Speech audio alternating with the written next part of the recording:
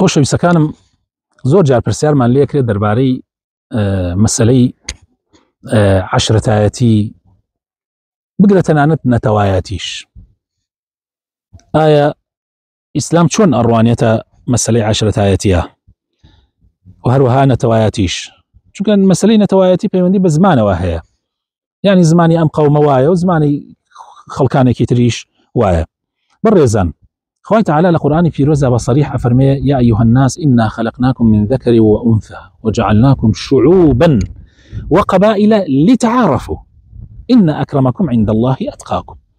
خوای تعالى إيمي خلق كردوا لدايك وباوكيك لآدم ولحواء باشان لوانوا دابج بوين بسر نتوو هو زكانا هو زو تيركانا أم هو زو تيرو نتوش اگر لسنوري يكتري ناسينو جبجا كردني مافكاني يكتري به وأولو الأرحام بعضهم أولى ببعض في كتاب الله شتيكي زور زور چاكا اما بدمي يكوبين هاوكاري يك بكين وبهو او عشرة نتوانو زياتر يكتري اناسين زياتر آشنا ابين زوتر آشنا ابين بيكتري تو إنسا اگر لأوروبا بي كابرايكي مسلمان ببيني زياتر دلت فيه خوش، كابرايكي شرق الأوسطي ببيني روجلاتي ناوراس زياتر دلت فيه خوشة، اگر كرد بي زياتر وزياتر دلت فيه خوشة، چونکە زیاتر ئەیناسی زیاتر طبیعەتەکانی ئەزانی تا لەگەڵیا بگونجێی.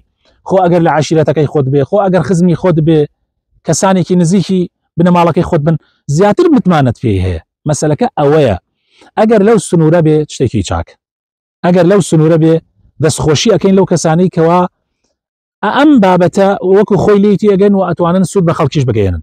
بەڵام ئەگەر مەسەلەی نەتەوەیی و زمان، مەسەلەی عەشرەتایەتی و تیرەبازی بوو بە تعەسوب، بوو بەردەمارگیری، بوو بە ئەوەی کەوا مادام کابرا کوردە تەواوی تر ئیتر حەقا ئەگەر نەحەقیش بێ، لای تۆ حەقا ئەگەر نەحەقیش بێ، مادام کابرا تورکە، فارسە، عەرەبە، ئینگلیزە، هندە، ئیتر تەواو چاکیش بێ هەر خراپە و حەقیش بێ هەر تۆ بە ناحەق تەماشایەکەی، ئەمە نەکبەتیە، ئەمە نەکبەتیە.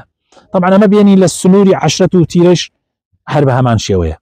یعنی ئەگەر عەشرەت و ئەو سەرۆک عەشرەتانە عەشرەت بەکاربێنن بۆ خزمەتی دین، بۆ خزمەتی خەڵک، بۆ چارەسەکردنی کێشە کۆمەڵایەتەکان، فە زۆر زۆر باشە، دەستخۆشیان لێەکەین.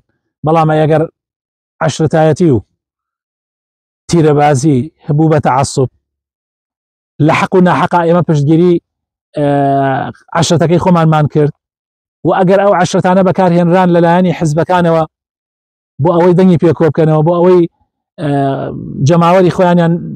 جەماوەری خۆیان پێ زیادکەن، بەڕاستی ئەوەی تر نەکبەتیە. ئەوە ئیتر نەکبەتیەکەیە. ئەبێ ئینسانی موسڵمان دوور بگرێ، ئەبێ ئینسانی موسڵمان دوور بگرێ. هەر کۆمەڵگەیەکی موسڵمانی چاک بێ کەمترین بیر لە مەسائیلی عەشرەتایەتی و نەتەوایەتی ئەکاتەوە.